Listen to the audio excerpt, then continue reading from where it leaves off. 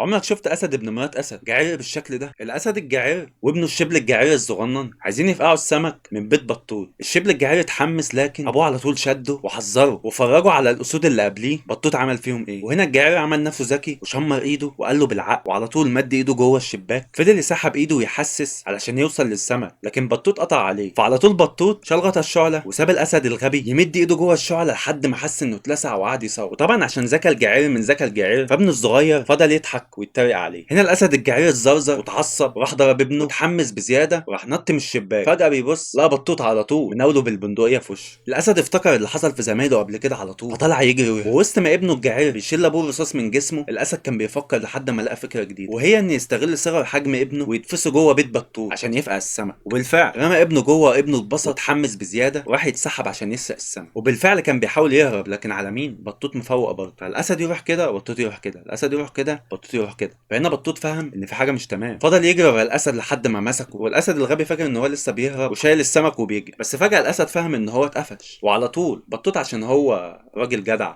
وطيب فما عملوش حاجه، بس ضربه كام ضربه كده على التوته. وكالعاده بما ان ذكى الجعير من ذكى الجعير، الشبل الصغنن راح على طول يزعق في ابوه ويشخط فيه على اللي هو عمله فيه. ابوه مش قادر يستحمل زن وازعاج ابنه، فاتزرزر مسك ابنه وحدفه جوه برميل وقفل عليه. برضه ابنه مش عايز يسكت، فاضطر يسد فتحه البرميل برجليه عشان يرتاح من زن ابنه، ولكنه في نفس اللحظه كان بيفكر في طريقه ازاي يسرق السمك من تاني. واخيرا الاسد الغبي ده طلع بفكره ذكيه فعلا، فقعد على سطح بيت بطوط وابتدى يسحب السناره بتاعته من الخرم اللي في السقف ويسحب السمك، وهو مبسوط وحاسس بان هو خلاص بينتصر على بطوط. لكنه اسد جعير غبي فضل يسحب سمكه ورا سمكه، بيسحب بغباء لحد اما فجاه سحب بطوط معاه ذات نفسه. بطوط اتزرزر وشغل دماغه وراح على طول الاسد جاي بيسحب، فجاه يلاقي بندقيه في وشه والبندقيه تضرب عليه لوحدها. ونرجع تاني ابنه الجعير بينظف لابوه الجعير جسمه مطرح الرصاص اللي اتضرب عليه، والاسد مش عايز يحرم، لسه برضه بيفكر في طريقه ازاي يسرق السمك من بطوط. فكروا في محاوله كمان، ابنه الصغير يخبط على بطوط علشان يلهيه، وابوه على طول من الناحيه التانيه من الشباك بيسرق السمك، لكن بطوط برضه مصحصح. لما فتح الباب اكتشف الاسد الصغير وهو بيجري، ولما راح على الشباك شاف ايدين الاسد الكبير وهو عمال يسحب في السمك. وطبعا بما ان الاسد الكبير ده غبي، ففضل يسحب في السمك يسحب في السمك لحد ما سحب طاقية بطوط، بعد كده هدوم بطوط، لحد ما سحب بطوط ذات نفسه وسحب البندقيه معاه. وابنه بيسحب برضه زيه لحد ما فجاه استوعب ان هو بينقل البندقيه. فجاه بيبص لقى بطوط بوش، وعلى طول بطوط بيتزرزر وحاطط البندقيه في وشه. وكالعاده بما ان ذكى الجعير من ذكى الجعير، وجه على طول البندقيه بتاعت بطوط ناحيه ابوه، عشان مجرد ما بطوط يزقه بالبندقيه الاسد يترعب من كتر الرعب، طار ونام لحد ما بقى في حضن بطوط. وعلى طول طلع يجري وبطوط بيجري وراه ويضرب عليه الصوص. وهنا بقى تتبروز الجعرنه رقبها صور. الاسد بيجري يروح كده يروح كده، يروح يمين يروح شمال، ويطلع فوق وينزل تحت. فجاه وهو بيجري يلمح ابنه جاي، فمن كتر الجعرنه يزق الرصاص ناحيه ابنه، والرصاص يفضل يطارد في ابنه. وكالعاده بما ان